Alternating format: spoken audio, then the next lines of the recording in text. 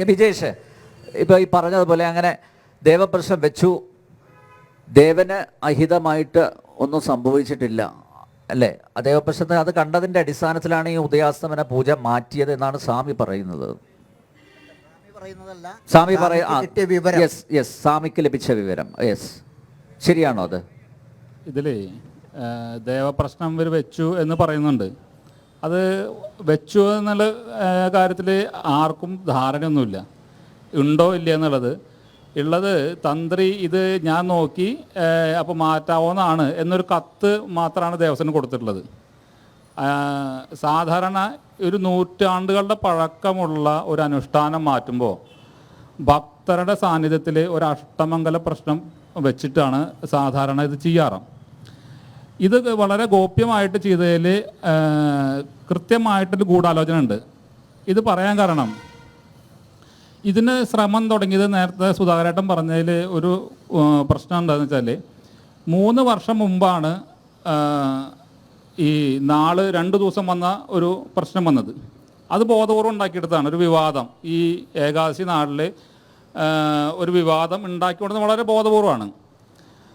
കഴിഞ്ഞ വർഷം ഉണ്ടായത് ഇതേപോലെ ഈ ഉദയാസ്തമന പൂജ ഏകാദശി ദിവസം മാറ്റും എന്ന് പറഞ്ഞിട്ട് ഒരു പ്രചരണം ഉണ്ടാക്കുകയും ഭക്തരുടെ എതിർപ്പ് വ്യാപകമായി വന്ന സമയത്ത് അതിനെ ആ ദിവസം തന്നെ നടത്തി തടിയൂരുകയാണ് ചെയ്തത്. ഈ വർഷം അവർ കൃത്യമായിട്ട് തന്ത്രിയുടെ നിന്ന് ഈ കത്ത് മേടിച്ച് അവർ ഉദ്ദേശിച്ച അജണ്ടയിലേക്ക് കാര്യങ്ങൾ എത്തിക്കുകയായിരുന്നു. പറയുന്നത് ഭക്തന്മാർക്ക് ദർശന സൗകര്യം ഇല്ല എന്നാണ് പറയണത്. ഇത് ഉദയാസ്തമന പൂജ ഒരു ദിവസത്തെ ചടങ്ങല്ല, ഇത് 3 ദിവസം നീണ്ടു നിൽക്കുന്ന ഒരു ചടങ്ങാണ്. ഉദയാസ്തമന പൂജ ഏകാദശി അന്ന് നടക്കുകയാണെങ്കിൽ എൻ്റെ തലേ ദിവസം 8 മണിക്ക് അരിയളവ് എന്ന് പറഞ്ഞ ചടങ്ങുണ്ട്. അതോട് കൂടിയിട്ടാണ് ഇത് ആരംഭിക്കുക. അത് കഴിഞ്ഞ് ഏകാദശി ദിവസം കഴിഞ്ഞ് അതിൻ്റെ പിറ്റത്തെ ദിവസമാണ് ചടങ്ങ് പൂർത്തിയാവുക. ഏകദേശം 2 മണിക്കൂറാണ് ഈ നട അടയ്ക്കേണ്ടി വരിക. മൊത്തത്തിൽ ഓരോ പൂജ കഴിഞ്ഞ് വരുന്ന സമയത്ത് 2 മണിക്കൂറാണ് ആകെ ടൈം കൺസ്യൂം ചെയ്യുള്ളൂ.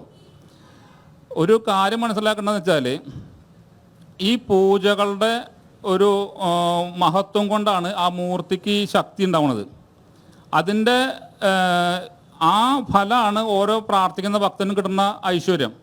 അപ്പോൾ ഈ പൂജകൾ മുടക്കുക എന്ന് പറഞ്ഞാൽ പിന്നെ ഇവിടെ വന്നിട്ട് എന്തിനാ, അതിലും വേഗം വീഗാലാൻഡിൽ പോയാൽ മതിയില്ലേ. അപ്പോൾ അടിസ്ഥാനപരമായിട്ട് നടത്തേണ്ട പൂജാതി കാര്യങ്ങൾ ഭക്തരുടെ ക്ഷേമം അല്ലെങ്കിൽ അവർക്ക് ദർശന സൗകര്യം ഒരുക്കുക എന്ന് പറഞ്ഞിട്ട് മാറ്റുന്ന സമയത്ത് അതന്നെ ഈ ദേവസ്വം ബോർഡ് അധികാരം ഏൽക്കുമ്പോൾ അവർ ചെയ്യുന്ന പ്രതിജ്ഞയുടെ ലംഘനമാണ്. ഈ ദേവസ്വം ബോർഡ് പ്രതിജ്ഞ എടുക്കുന്നത് എന്താ, ഇവിടുത്തെ ആചാരങ്ങൾ അനുഷ്ഠാനം പാലിച്ചോളാമെന്നും ദേവസ്വം സ്വത്ത് സംരക്ഷിച്ചോളാം പറഞ്ഞിട്ടാണ് ഇവർ അധികാരം ഏൽക്കുന്നത്. പകരം ഇവർ ചെയ്യുന്നത് എന്താ, നിരന്തരമായിട്ടുള്ള ആചാര ലംഘനം നടത്തുക. ഈ തന്ത്രി ചുമതലയേറ്റതിൻ്റെ ശേഷം ഈ ക്ഷേത്രത്തിൽ നടന്നിരുന്ന പല ആചാരങ്ങളും മുടക്കിയിട്ടുണ്ട്. ഈ ഉദയാസ്തമന പൂജയുടെ കാര്യം മാത്രമാണ് പുറത്ത് ജനങ്ങൾ അറിയുന്നത്. ഇവിടെ മുറഹോമം നടന്നിരുന്നു, 3 വർഷമായിട്ട് ഈ മുറഹോമം നടക്കുന്നില്ല. ഇങ്ങനെ നടക്കുന്ന പൂജാതി ഹോമങ്ങളെല്ലാം ഈ ക്ഷേത്ര ചൈതന്യത്തിനെ വർദ്ധിപ്പിക്കുന്നതാണ്. ഇങ്ങനെ ക്ഷേത്ര ചൈതന്യത്തിനെ വർദ്ധിപ്പിക്കുന്ന കാര്യങ്ങളൊക്കെ തന്ത്രി തന്നെ മുടക്കുക എന്ന് പറഞ്ഞാൽ, അല്ലെങ്കിൽ അദ്ദേഹത്തിന് ശ്രദ്ധ ഇല്ല എന്ന് പറഞ്ഞാൽ ഈ ക്ഷേത്രത്തിൻ്റെ ചൈതന്യം കുറഞ്ഞു വരിക എന്നുള്ളതാണ് ഭക്തന്മാർ മനസ്സിലാക്കേണ്ടത്. അപ്പോൾ ഇതിന് ഈ കാര്യങ്ങൾ ചെയ്യുന്ന തന്ത്രിക്ക് ഇതിനെക്കുറിച്ച് അവധാനമില്ല എന്ന് പറഞ്ഞാൽ അത് ഏറ്റവും വലിയ അപകടമാണ്. ഹിന്ദു സമൂഹം വളരെ ജാഗ്രതയോടെ കാണേണ്ടതാണ്. വിശ്വാസി സമൂഹം വളരെ ജാഗ്രതയായിട്ട് ഇതിനെ അദ്ദേഹത്തിന് സൽബുദ്ധി ഉണ്ടാവാൻ കൂട്ടായിട്ട് പ്രാർത്ഥിക്കേണ്ടതാണ്.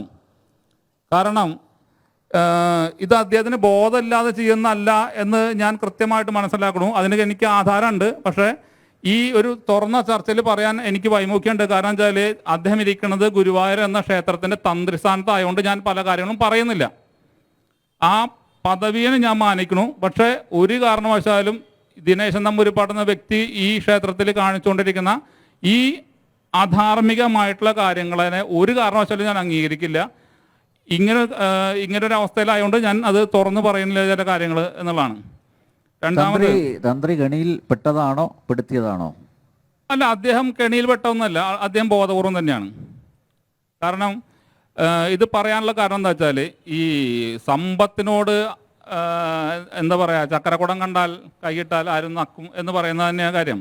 കാരണം നിങ്ങൾ മനസ്സിലാക്കേണ്ടത് ഗുരുവായൂർ ക്ഷേത്രം നല്ല വരുമാനമുള്ള ക്ഷേത്രങ്ങളാണ്. അതുപോലെ തന്നെ ഇതിന് സമീപമായിട്ട് പ്രദേശത്തുള്ള പല ക്ഷേത്രങ്ങളിലും തന്ത്രി സ്ഥാനം അലങ്കരിക്കുന്നത് ഇദ്ദേഹം തന്നെയാണ്. ഒരു ഗ്രാമക്ഷേത്രത്തിലെ ഒരു നവീകരണ കർഷകത്തിന് 12 ലക്ഷം രൂപ ദക്ഷിണ ചോദിച്ചു എന്ന് പറയുന്നത് തന്നെ ആലോചിച്ച് നോക്കൂ. ഒരു ഗ്രാമപ്രദേശത്തെ ഒരു ക്ഷേത്രം നിലനിന്ന് പോകണമെങ്കിൽ അത് അവിടുത്തെ ആൾക്കാർ എന്തുപോലെ കഷ്ടപ്പെട്ടിട്ടാവും ആ ക്ഷേത്രം നിലനിർത്തിയിട്ടുണ്ടാവുക. അവിടെ അമിതമായിട്ട് ഒരു ക്ഷേത്രത്തിലെ താങ്ങാൻ പറ്റാത്തത് ദക്ഷിണ ചോദിക്കുന്ന സമയത്ത് ഇത് എന്ത് ലോകാത്, എന്ത് ഭക്തി അത്.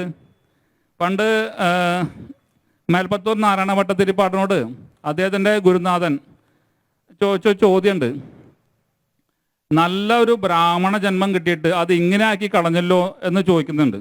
ഞാൻ അദ്ദേഹത്തിനോട് അത് ചോദിക്കുന്നില്ല, കാരണം വെച്ചാൽ അദ്ദേഹം ഒരു സ്ഥാനത്തിരിക്കുകയാണ്. അപ്പോൾ യഥാർത്ഥത്തിൽ ഈ ആചാരാനുഷ്ഠാനം സംരക്ഷിക്കപ്പെടേണ്ടതാണ്. ഇത്തരം ആചാരാനുഷ്ഠാനങ്ങൾ മാറ്റുന്ന സമയത്ത് ഒരു കൂടിയാലോചന അത്യാവശ്യമാണ്. അത് ഇവിടുത്തെ ആ ക്ഷേത്രത്തിലെ പ്രധാനപ്പെട്ട മറ്റ് ഇദ്ദേഹത്തിൻ്റെ കുടുംബാംഗങ്ങളുണ്ട്, ഓദിക്കന്മാരുണ്ട്, കീഴ്ശാന്തിമാരുണ്ട്. ഈ ക്ഷേത്രത്തിൽ പ്രവർത്തിയെടുക്കുന്ന ആ പൂജാതി കർമ്മങ്ങളിൽ പ്രാമുഖ്യം ഉണ്ടാവുന്ന ആൾക്കാരുടെ കൂടിയാലോചന നടത്തണം. അതുപോലെ തന്നെ ദേവഹിതം നോക്കണം. ഈ കാര്യങ്ങളൊന്നും പാലിക്കാതെ ബോർഡിൻ്റെ താല്പര്യത്തിന്, രാഷ്ട്രീയക്കാരുടെ താല്പര്യത്തിന് വേണ്ടിയിട്ട് തന്ത്രി ഇറങ്ങി പുറപ്പെടാന്ന് പറഞ്ഞാൽ ഈ ക്ഷേത്രം അപകടത്തിലാണ് എന്നാണ് എനിക്ക് പറയാനുള്ളത്.